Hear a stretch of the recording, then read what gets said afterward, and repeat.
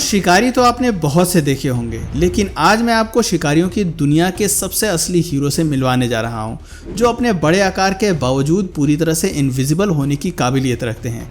उनके पास अपने सबसे सतर्क शिकार से निपटने के लिए कई रणनीतियां हैं, जबकि उनके ब्राउन कजन्स अभी भी सैल्मन से अपना पेट भर रहे हैं। वैसे इन हीरोज़ को एक विशाल समुद्री जीवन जीने के लिए और मछली पकड़ने में महारत हासिल है। ऐसे में अगर आप भी इस खतरनाक शिकारी से रूबरू होना चाहते हैं तो हमारे साथ वीडियो में अंत तक ज़रूर बने रहिएगा।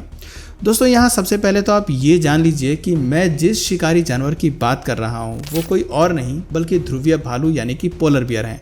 जी हाँ, इनके सफ़ेद रंग और गोल मटोल शरीर को देखकर अगर आप भी इन्हें क्यूट समझते हैं तो ये आपकी सबसे बड़ी गलती हो सकती है, क्योंकि ध्रुवीय भालू एक शिकारी जानवर है जिसका हथियार इनके अपने जबड़े और पंजे होते हैं। इनके जबड़े में हड्डियों को पीसने तक की क्षमता होती है। ध्रुवीय भालू अपने शिकार के लिए मुख्य रूप से 2 इंच लंबे कैनाइन दांतों और 3.5 इंच लंबे अपने पंजे का इस्तेमाल करते हैं। ये अपने पंजे और नाखून से अपने शिकार को फाड़ डालते हैं। एक एडल्ट पोलर बियर का बाइट फोर्स 1200 psi तक होता है। इनके कंधे की मांसपेशियां भी बहुत स्ट्रांग होती हैं, जिसकी सहायता से ये 3 फीट जितनी मोटी बर्फ की चादर को भी तोड़कर उसके अंदर छिपे हुए अपने पसंदीदा शिकार सील को बड़ी आसानी से बाहर निकाल कर मार डालते हैं। मूल रूप से अंटार्कटिक महाद्वीप में रहने वाले पोलर बियर को भालू की सबसे बड़ी और सबसे लंबी प्रजाति माना जाता है। ये पिछले 2 पैरों पर खड़े होने के बाद 10 फीट तक लंबे हो सकते हैं। ऐसे में अगर ध्यान दिया जाए तो पोलर बियर स्थलीय शिकारियों में सबसे बड़े होते हैं। वैज्ञानिकों का मानना है कि पोलर बियर लगभग 2 लाख साल पहले सामान्य भूरे भालू की प्रजाति से विकसित हुए थे। हालांकि आज मूल रूप से अंटार्कटिक महाद्वीप इनका ठिकाना है। 3 मीटर तक की शरीर की लंबाई के साथ इनमें मेल्स का वजन 700 किलोग्राम तक हो सकता है। ये सब पोलर रीजन में रहते हैं और अपना अधिकांश जीवन समुद्री बर्फ पर बिताते हैं और इसीलिए इन्हें सी बियर्स यानी कि समुद्री भालू भी कहा जाता है। इनमें सूंघने की क्षमता कमाल की होती है। एक ध्रुवीय भालू अपने शिकार को 1 किलोमीटर की अधिक दूरी से भी सूंघने की क्षमता रखते हैं। यहाँ तक कि बर्फ में 3 फीट नीचे छुपे हुए शिकार को भी ये सूंघ कर ढूंढ निकालते हैं। अपने सर्वाहारी रिश्तेदारों के विपरीत ध्रुवीय भालू अपने पड़ोस में रहने वाले जानवरों को ही अपना शिकार बनाते हैं और उनसे ही अपना पेट भरते हैं। पोलर बियर मुख्य रूप से रिंग्ड सील, वॉलरस और बेलुगा व्हेल का शिकार करते हैं। एक ध्रुवीय भालू शिकारी होने के साथ साथ मुर्दाखोर भी होते हैं। नेचर ने इनके पंजों को इस तरह से डिज़ाइन किया है कि ये आइस, स्नो और आइसी वाटर पर भी आसानी से चल सकते हैं।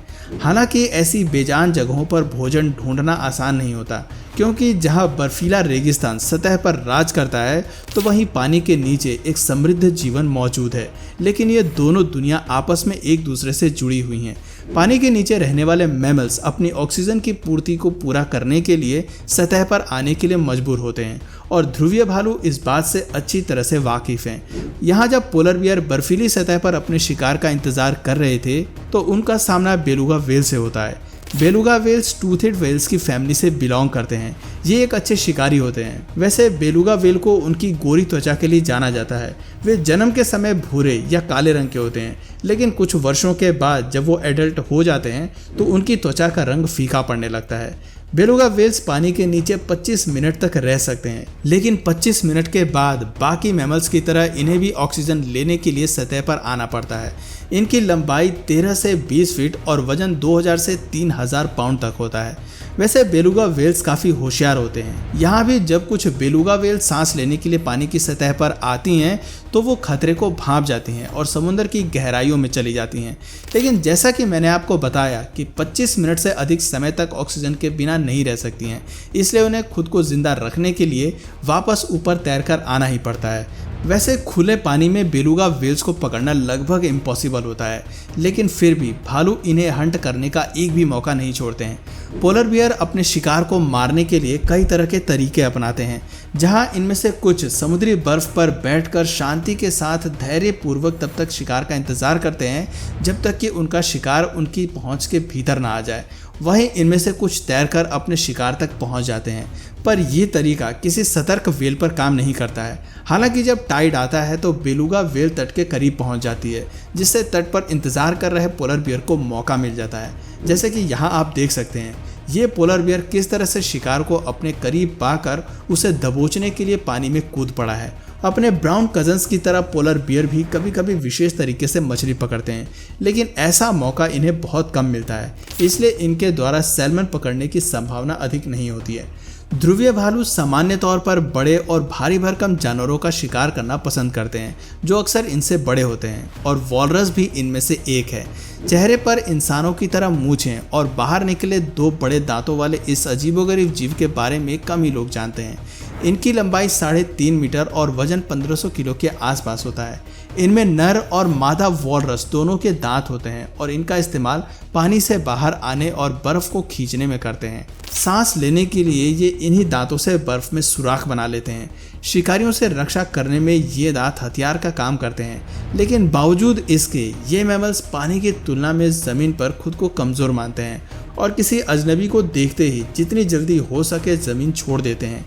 हालांकि खुद को पोलर बियर जैसे शिकारी से बचाना आसान काम नहीं होता, इसलिए जब वॉलरस की भीड़ पानी की ओर बढ़ रही होती है तो इनके झुंड में पीछे वाले अपने हथियार यानी कि अपने नुकीले दांतों का इस्तेमाल करके पोलर बियर को भगाने की कोशिश करते हैं।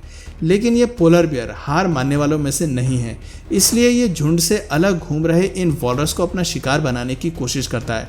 लेकिन वॉलरस की स्किन 10 सेंटीमीटर तक मोटी होती है और वजन के मामले में भी ये पोलर बियर के 5 गुना होते हैं, इसलिए लंबे दांत और मजबूत जबड़े भी इन्हें जल्दी नुकसान नहीं पहुंचा सकते। और जैसा कि आप यहां देख सकते हैं, ये पोलर बियर लाख कोशिशों के बाद भी वॉलरस को अपना शिकार नहीं बना पाता है।